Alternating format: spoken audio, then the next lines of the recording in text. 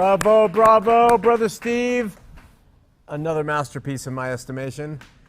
Hey, let's talk about two words tonight that don't seem to meet too well in my mind, never have, but they're very popular within Christian parlance. The first word is God. The second word is hell.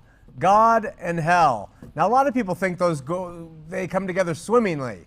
Wow, God and hell, yes. And I've never gotten it. I've never understood it until I started thinking about it and reading about it in Scripture. And so let's talk about it for a second. God, this is what Christians say. He knows everything. He always has known everything.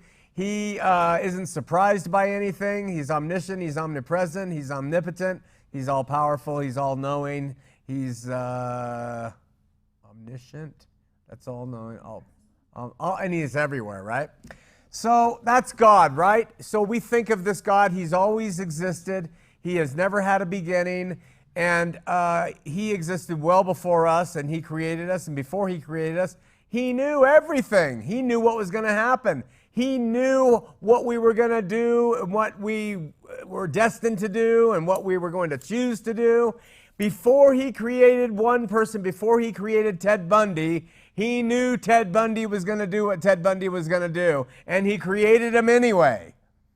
You got to understand this stuff about God. I mean, that we say he's the three O's, and we say he does all this, and yet we come to the point of, well, why did he do that?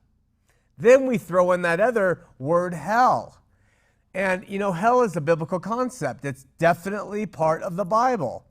But the problem is that it was part of the Bible. It had a place in the Bible, in the Old Testament, and it was overcome by Jesus. And so when you put God, who knows everything, and you put the idea that hell is still going on and still exists and will forever exist, to me, you have a problem.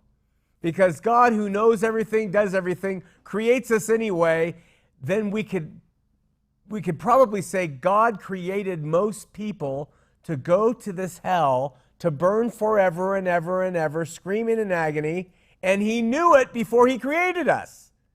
That doesn't make him a very good God in my estimation. But see, that's really not what the Bible teaches. The Bible teaches that hell was this place, and it was a covered place. And in the Old Testament, everybody went there because everybody was in sin, and sin wasn't taken care of yet. So from Abraham on down to the worst person you could think of, they went to hell, Sheol, the covered place, separate from God.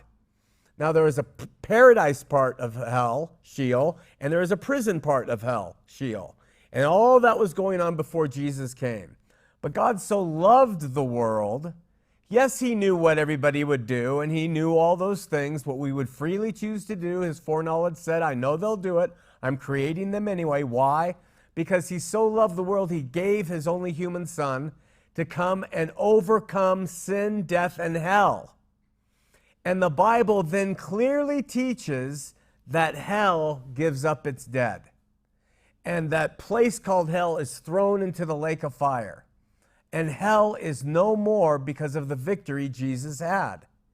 So when people today say, that guy died and he went to hell and he's burning forever and ever and ever, that is not true. Hell is certainly a biblical construct, but it was an Old Testament construct, and it was taken care of by Jesus. So when you take God and you take hell and you insert Jesus in there, who overcame that part, which was justifiably in place for everybody because sin hadn't been taken care of yet, this just God, through his Son, takes care of hell, and now it's no more. So then you say, well, then what is there? There is life with God, and there's life without God. But that hell thing has nothing to do with it anymore. Basically put, people choose to be with God after this life and in this life, or people choose not to. I think he's constantly inviting all to continue to come to him. He does it while we're here. He does it while we're there. But in the end, that hell thing is over. Out.